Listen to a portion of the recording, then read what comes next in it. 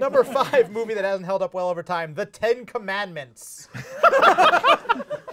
Is it like, I just couldn't, I'm trying to think of like being a voter and being like, the book was better, or like what, like what do you like? I think it's, well, is it like this? It's like the special effects aren't great. Special effects aren't great, and you know it's sort of overacted. It is overacted, but it's a relic from that era. I think it's here because it's still on. Like it's on every year.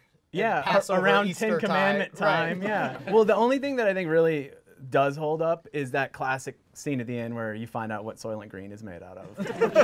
Number 4 movie that hasn't held up well over time, American Beauty.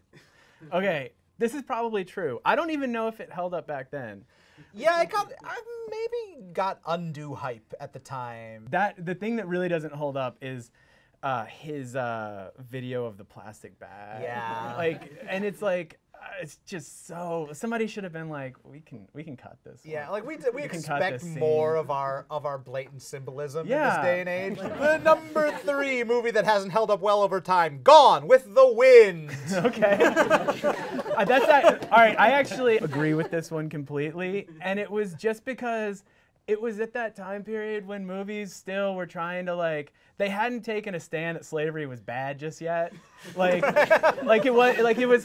wasn't the universally accepted belief. Like they made it look like Mammy was having fun, and then she was like, oh yeah, everybody likes to work really hard for free. Like it was like this whole thing. All right, the number 2 movie that hasn't held up well over time, Citizen Kane. Actually, a few of us talked about this earlier. I really wanted your theory on how this got so many votes, because I have mine, but I want to hear yours. Here's my theory. There were a lot of people who were children in 1941 who voted on this.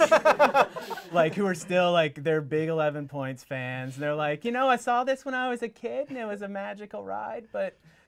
been there, done that. Like, you know, I lived through 2 wars. My post-war crowd. Yeah, exactly. Flooded the ballot box. You got a lot. Here's my theory. Here's mine. Okay, mine is that you grow up now hearing that Citizen Kane's the best movie of all time, and so maybe you've built up some sort of expectation in your head, so that when you see it, you're like, this is good, but the best movie of all time. Yeah. Like, I don't know if it's that. So then. Invariably, you develop this sort of like, well, Citizen Kane's good, but not great. No, I'm a millennial. I don't think this is the best movie. That's my theory. All right, and the number 1 movie that hasn't held up well over time is Tron. Yeah, that's fair. Yeah, obviously. That's totally fair. All right, so the voters got it right. I tried to watch like 5 or 6 minutes of it, like when the new one came out. Yeah, you tried to get. I wanted to catch up the to pump speed. for the new one. I was priming the pump. Couldn't keep watching it. It's kind of gross to look at. I'm sorry to whoever made it. I don't want to like. It's fair. It was. I don't want to like. It was ambitious, but it was before the effects were ready. They weren't ready. It was ahead of its time. It's not that it didn't hold up well. It was so far ahead of its time that we didn't hold up well, really, when you think about it. That's it for our movies episode. Thanks to Elliott Owen. You can check him out on Twitter at Elliott Owen. If you want to see the full results of this poll, you can check them out at 11points.com. Please take a moment to subscribe to our YouTube channel and stick with 11 Points, because top 10 lists are for cowards. Thank you, Elliott. Hey, thank you. The number 8 movie that has not held up well over time, Austin Powers. If Austin Powers doesn't hold up, why do I do an impression of him like every day?